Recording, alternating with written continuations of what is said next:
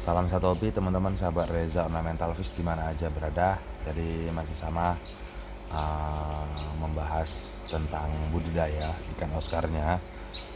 Jadi beberapa konten sebelumnya juga udah buat dokumentasi, sekedar dokumentasi. Jadi di konten video kali ini sengaja jadi membahas budidaya. Jadi kupas tuntas tentang budidaya ikan Oscar dari mulai penyiapan indukan sampai perawatan.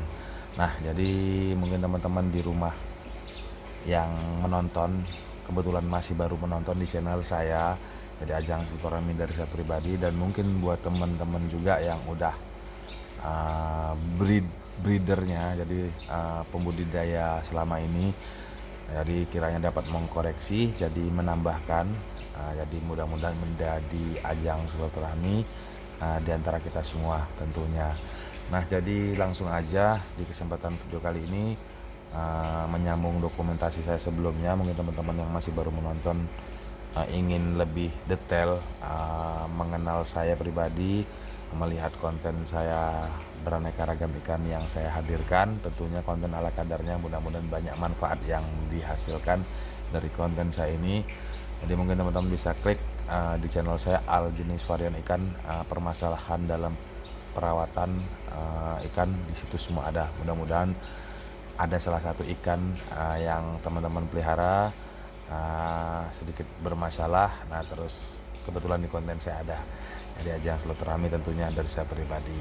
Nah, jadi langsung saja tentang budidaya ikan Oscar. Nah, di mana budidaya ikan Oscar ini memang banyak sekali permasalahan-permasalahan yang kita hadapi tentunya, yang ingin budidaya, tentunya buat para penghobi baru budidayanya, bukan penghobi baru ikannya. Nah, jadi di sini dari beberapa konten saya sebelumnya dan beberapa bulan yang lalu saya udah bahas juga. Jadi di sini akan saya ambil pokok-pokoknya aja, mulai dari penyiapan indukannya dahulu awalnya. Nah, jadi penyiapan indukan itu yang saya sarankan, mungkin teman-teman ingin coba mencari indukan yang memang benar-benar berkualitas dan memang benar-benar bagus. Nah, jadi ada dua kategori. Jadi yang pertama itu mungkin teman-teman baru beli yang sudah pair, yang sudah proven, itu mungkin bisa dikatakan sudah berjodoh seperti itu. Nah, mungkin teman-teman bisa tanyakan dahulu ke penjualnya, jadi sudah produksi benar atau tidak, atau memang baru. Nah, biasa seperti itu. Nah, dan biasanya jika kita beli besar itu biasanya itu bisa nampak nantinya jika dia sudah bertelur dan pembuahan itu jadi atau tidak. Dan biasanya itu gagal, itu biasanya penjodohan baru atau pair baru seperti itu. Jika dia proven dan sudah benar-benar indukan yang sudah produksi, itu biasanya gagal sekali, itu langsung mengeluarkan hasil seperti ini. Nah, terus mungkin teman-teman di rumah yang sudah banyak memelihara ikan Oscarnya secara koloni, dan itu saya sarankan dibiarkan kita pilih secara koloni. Jadi biarkan dia memilih jodohnya masing-masing. Nah, jadi nanti setelah ketemu jodohnya itu kita angkat, kita pisahkan. Jadi kita pisahkan karena apa? Biasanya pengalaman dari saya pribadi sedikit bercerita, jadi tentang penjodohan secara paksa itu biasanya dalam proses-proses breedingnya nanti itu ada sedikit kesulitan. Biasanya emosional dari betina itu ada agak sedikit berbahaya, agak sedikit jahat, jadi bisa berkelahi di situ. Nah, jadi bisa nggak sih seperti itu kita budidayakan? Sebenarnya bisa, hanya memang teman-teman harus teliti benar momen ke momennya. Karena apa? Jika teman-teman sampai selip, itu biasanya bakal berkelahi, bakal si ikan itu terluka, dan akhirnya tidak jadi pembuahan, dan telur tidak jadi menetas seperti itu biasanya. Nah, terus dalam satu koloni itu kebetulan juga kemarin ada salah satu teman kita yang bertanya, mudah-mudahan dia juga ikut menonton. Nah, mungkin dalam satu koloni ciri-ciri khas dia ini sudah berjodoh itu kemana-mana dia bareng, pergi kemana-mana dia bareng. Dan yang kedua, ciri khas dia mau bertelur itu biasanya dia mulai memberikan kode-kode seperti pembersihan lantai dari akuarium seperti itu. Dan jika itu terjadi dan hal itu yang teman-teman temui, cepat-cepat teman angkat. Nah itu biasanya dalam waktu yang nggak lama itu biasanya dia akan bertelur seperti itu. Nah setelah dia bertelur, kita sangat membutuhkan indukan-indukan yang memang benar-benar berkualitas secara postur tubuh, ukuran, dan faktor umur. Nah seperti itu. Jadi secara faktor tubuh jadi seperti kondisi sehat, terus secara ukuran. Nah jadi ukuran di sini tambah dia besar, otomatis seperti betina, dia menghasilkan telur yang berkualitas dan lebih maksimal. Dan untuk si jantan, nah si jantan ini yang sangat kita perlukan, yang memang benar-benar sudah cukup umur, dimana cukup umur ini biasanya di angka 2 tahun up ke atas seperti itu, dan ukuran biasanya tembus di atas 6 jari sampai 7 jari seperti itu. Dan untuk ukuran betina itu tidak difokuskan, karena memang dari segi 5 jari pun biasanya betina itu sudah bisa menghasilkan telur yang cukup lumayan baik. Dan tambah dia besar, kemaksimalan atau banyak dari telur itu sendiri itu bisa dihasilkan dengan postur tubuh si ikan betinanya yang cukup besar. Nah seperti itu. Yang terpenting pada intinya kualitas dari jantan itu memang benar-benar baik, benar-benar bagus, karena untuk pembuahan bisa secara maksimal memberikan hasil yang maksimal pula. Nah terus proses pembuahan atau proses breeding itu biasanya setelah momen ke momen itu tadi kita lakukan dan terjadi kegagalan, itu bisa kita nilai dari kegagalan pertama, kedua, ketiga, bahkan sampai ke-6 itu yang pernah saya alami. Jadi selalu gagal. Itu bisa dipastikan posisi si jantannya masih belum siap atau masih belum bisa menghasilkan sperma yang baik untuk pembuahan yang baik buat si telur-telur bakal baby Oscarnya ini. Nah seperti ini kebetulan tanggal 23 kemarin menetas, jadi tanggal 19 dia bertelur, tanggal 23 dia menetas, dan sekarang tanggal 3 Maret. Nah kebetulan ini udah umur 10 hari. Nah jadi berlanjut dalam segi perawatan. Nah sebenarnya si ikan Oscar ini menyandang menyandang peran, jadi gampang mati seperti itu. Nggak yang kecil, nggak yang besar, nggak yang sedang, gampang sekali mati. Nah istilah seperti itu biasanya bagi teman-teman yang masih baru seperti itu. Dan semua itu saya garis bawahi itu terjadi. Jadi kenapa dari yang kecil sampai yang besar, sampai yang sedang ya, dari yang kecil sedang sampai besar itu gampang mati, itu bisa dikatakan itu faktor air, seperti itu aja. Jadi seperti ikan-ikan lainnya juga, mungkin teman-teman di rumah bisa kondisikan air dengan baik, bisa kestabilan air terjaga, pasti ikan itu bakal sehat pula seperti itu. Nah terus berlanjut lagi dari proses penetasan tadi. Nah jadi saat si telur ini mulai menetas, itu biasanya hal-hal yang saya lakukan itu masih sama seperti ikan-ikan yang lainnya, seperti ikan-ikan diskus yang biasa saya breedingkan.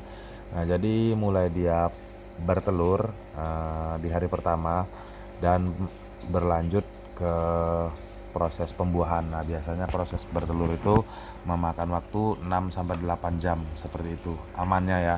Nah jadi setelah itu pembuahan berlanjut. Nah jadi setelah pembuahan itu saya biarkan dulu selama 24 jam sampai pembuahan itu maksimal, dan indukan saya angkat biasa seperti itu.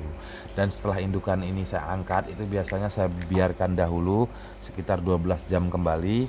Nah jadi otomatis pembuahan itu biar lebih maksimal lagi, dan selesai dari situ air langsung saya perbarui, jadi saya ganti total, karena memang kita mempersiapkan nantinya jika anak-anakan dari ikan baby Oscar ini menetas, jadi tidak terlalu banyak terkandung amoniak di dalamnya dari hasil lendir-lendir dari sisa-sisa pembuahan dari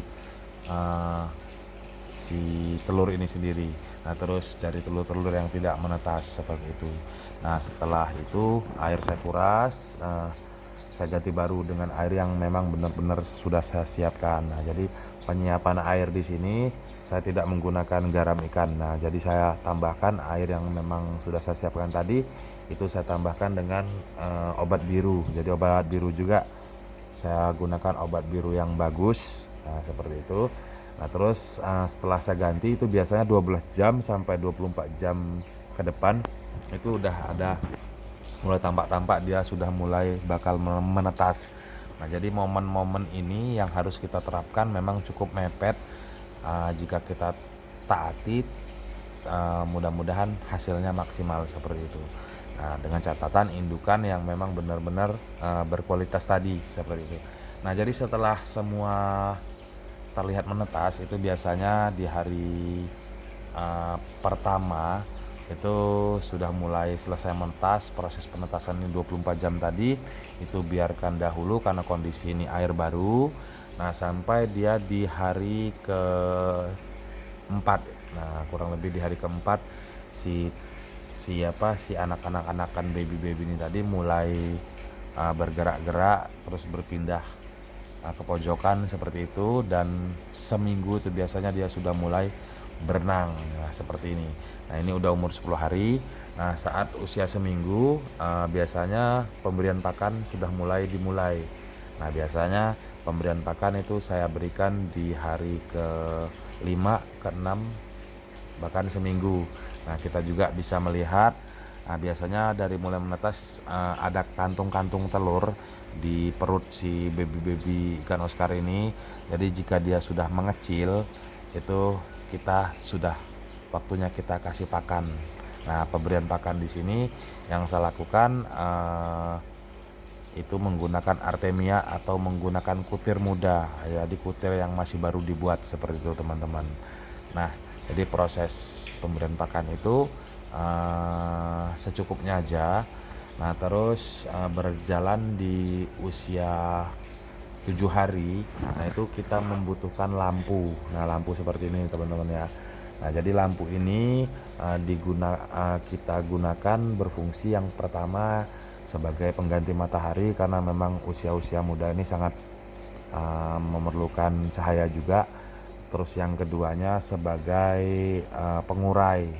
Nah karena apa, jika tidak kita berikan lampu itu biasanya dia ini bakal mojok, bakal jadi satu, dan otomatis usia masih dini seperti ini kadar oksigen saat dia numpuk-numpuk ini bakal terjadi kematian di situ. Jadi kita mengurangi kematian, jadi menghasilkan Oscar yang hasil maksimal seperti itu.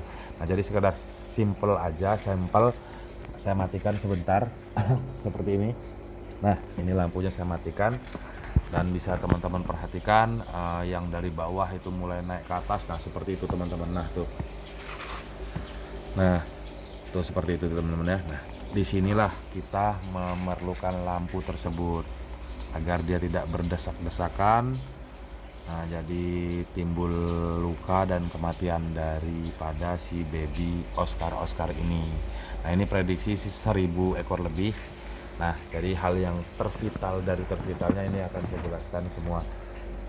Nah terus mungkin teman-teman di rumah mengalami hal seperti ini, terus tiba-tiba teman-teman ikutin kok tiba-tiba airnya berlumut, banyak hijau-hijau seperti ini.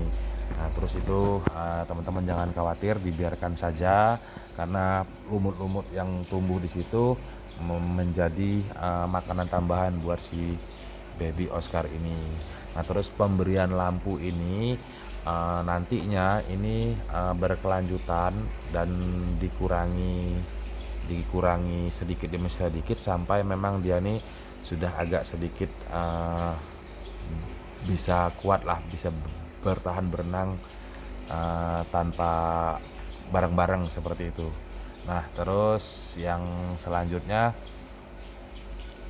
untuk pemberian pakan tambahan, nah itu biasanya masih berlanjut ke kutir sampai nanti di usia 1,5 bulan sampai 2 bulan, karena memang untuk pertumbuhan biasanya itu sangat berbeda-beda. Nah terus untuk pergantian air ini sendiri, Biasanya yang saya lakukan sebelumnya itu di bulan kedua, satu bulan setengah itu saya kurangi sedikit-sedikit, jadi saya kurangi sedikit-sedikit sampai nanti bulan kedua saya pindah, karena memang cukup lumayan banyak. Jadi tank ukuran 60 ini nantinya bakal meludak, jadi bakal saya pindah nantinya. Paling tidak kita harus lihat dulu kondisi ikannya, jadi memang benar-benar mampu menahan perubahan pH, perubahan suhu, dan itu pun seperti ikan-ikan diskus yang pernah saya jelaskan sebelumnya. Saat pergantian air nanti harus kita perhatikan sekali dari skala pH dan suhu. Nah, kalau untuk ukuran pH dan TDS itu di ikan diskus pun saya tidak terlalu dalami, jadi cukup saya endapkan dahulu agar stabil. Dan untuk suhu yang saya perhatikan, jadi di mana suhu yang bakal kita ganti ini kita ukur dahulu. Nah, kita siapkan airnya itu, kita samakan seperti itu teman-teman, dan berkelanjut sampai besar. Nah, ini biasanya di usia 2 bulan itu biasanya ada yang dipindah ke kolam atau media akuarium saja. Nah, itu baru kita berkelanjut mempertahankan kualitas air, karena memang kondisi pemberian pakan juga sudah berbeda. Jadi kotoran atau amoniak yang dihasilkan juga sudah produktif. Jadi mungkin bisa ditambahkan pendamping-pendamping lain seperti heater dan filter yang memang benar-benar mumpuni, karena memang makanan preproduksi kotoran yang dihasilkan cukup lumayan banyak. Nah, jadi sekedar panjang lebar, cukup lumayan panjang ini. Mungkin teman-teman di rumah ada yang masih belum paham. Di video saya sebelumnya ini ada saya buatkan dokumentasi hari pertama, ketiga, dan keenam. Nah, mungkin teman-teman masih butuh sharing atau silaturahmi kepada saya, monggo bisa isi di kolom komentar atau bisa langsung kontak ke WhatsApp saya. Jadi selagi saya senggang, saya sempatkan pasti menjawab semua ini. Mudah-mudahan video ala kadar dari saya, konten ala kadar dari saya selama ini menyimpan banyak makna, menyimpan banyak hal-hal yang baik lah tentunya buat teman-teman terus kemajuan ikan hias tentunya di Indonesia. Jadi sekedar dari saya, sudah subuh juga, sudah pagi.